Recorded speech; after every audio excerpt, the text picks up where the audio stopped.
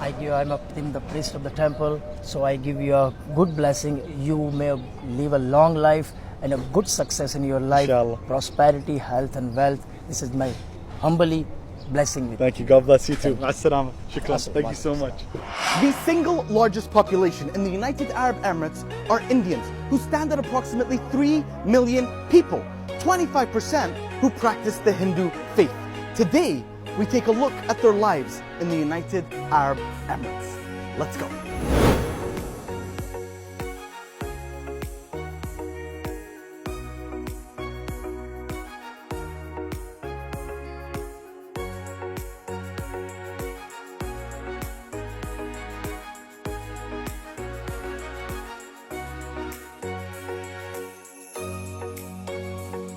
We are now at Dubai's Spice Souk, and to get to the Hindu temple, we need to take a boat ride, the Abra ride, which is about 5 minutes to the other side of the creek, to the Al Bastakiya, or what is now known as the Al Fahidi district.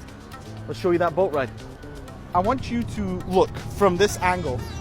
You see that the Hindu temple is right in the middle of the mosques.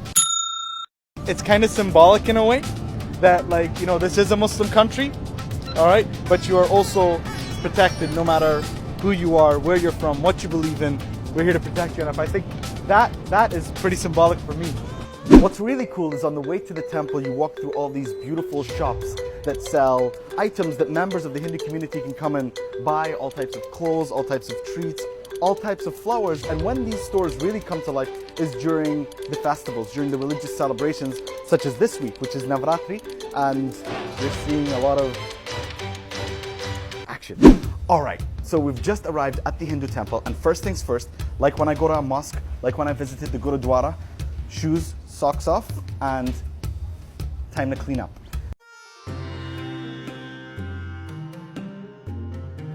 I want to say something, and it's important that I say it now before you continue with any more of this video. This temple was started in 1958.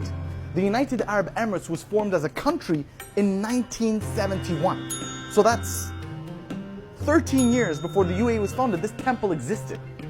So that speaks to the incredible ties between India and the UAE historically, before we were even a country, and more towards the religious tolerance and acceptance way before we had a year of tolerance this year.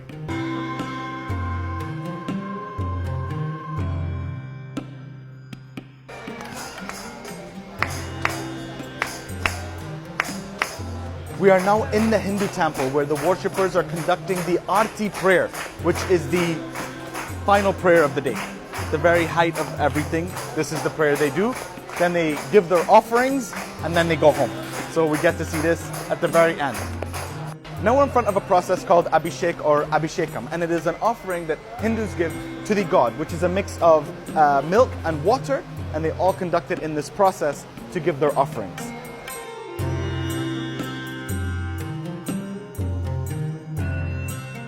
So one of the things that I've seen is when a child or an adult meets her or his mother, they touch the feet of the mother. Why do they do that? In order to show their respect that we thank you for bringing us on this planet. Not only the mother, the father as well. Father as well. Let's give him some credit as well. What the lady just said was really beautiful. I try and understand the similarities between us. And in our religion, Islam, Prophet Muhammad, peace be upon him, has said that heaven for us lies at the feet of our mother. So the most important things in all our religions all tie us together. Never forget that. Now we're going to take a look at some of the food that has been served here. Alaikum salam wa rahmatullah. Oh, we got food? Thank you. Thank you so much. Shukran. A couple of things that I was told by the management of the temple here is, number one, this is food that, you know, people can take home, share with their families. There's a lot more here. And the second thing that I think was very important is that anyone is welcome to eat here. For all the devotees who are visiting the temple. Okay. Everybody. We cook it here, there is a kitchen, we cook and we serve to everybody. Giving is highly encouraged amongst the people who come to the temple. So that can be in the form of food, that can be in the form of money, and that could be in the form of support for any initiatives that they're doing in the community. So I'm in a Hindu temple amongst the Hindu community, and when they acknowledge me, knowing that I'm here to do a video and learn about them, they say hello by saying Assalamu alaikum. That's special. So we have just finished our trip to the Hindu temple. Now we are crossing back to the spice souk where we're going to meet with Uma and Deepak. I just want to ask them a few questions on what life is like for them as Hindus in the UAE.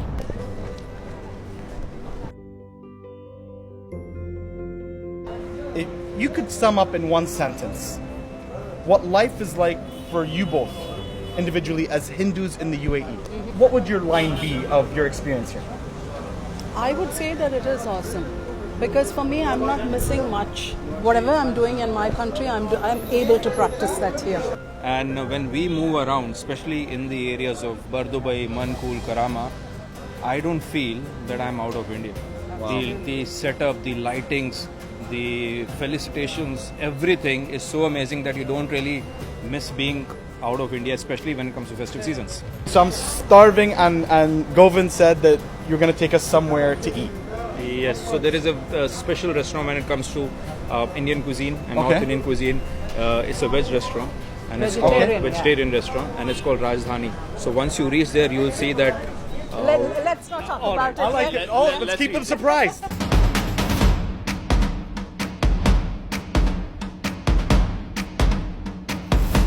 Why do many Hindus believe in a strictly vegetarian diet? Okay, so basically in Hinduism, we feel and we believe that veg food is good for the mind and good for the soul as well. Healthy body, healthy mind, mind. healthy soul. I like it. So we're gonna get all these dishes filled up very soon. Potato?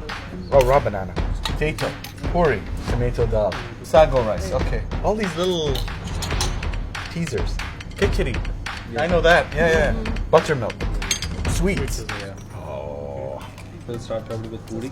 With a puri. Okay. Bismillah.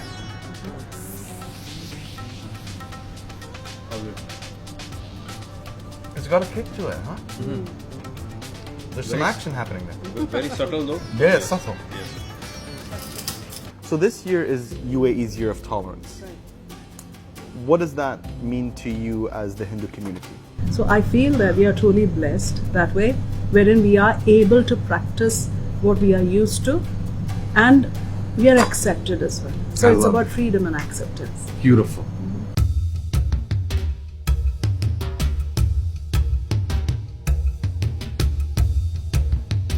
Okay. He did You- all the rituals for us. And you like Dubai? Dubai's good? Assalamualaikum. Alaikum salam. How are you? to Dubai. Thank you. Thank you.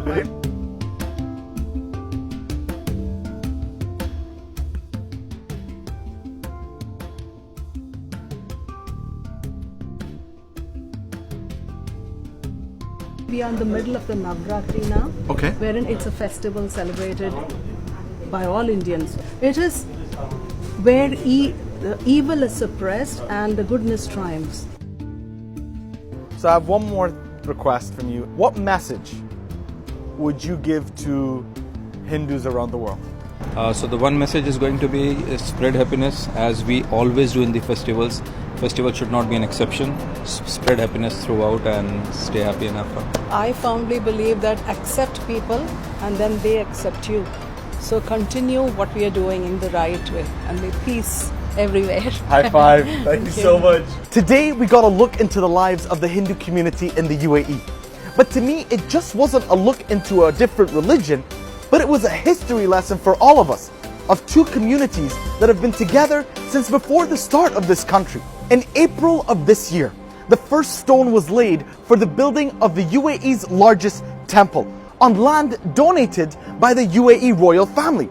It is a place that has been quoted by priests as the largest place for people of all faiths and religions to come and experience the Hindu faith. And to me, everything that we've seen today, all the beautiful people, all the experiences, all the places we've seen, the temple being built in 2022 shows that the Indian and Hindu community are not just an important part of our past, but they're an important part of our future too. Much love and God bless you.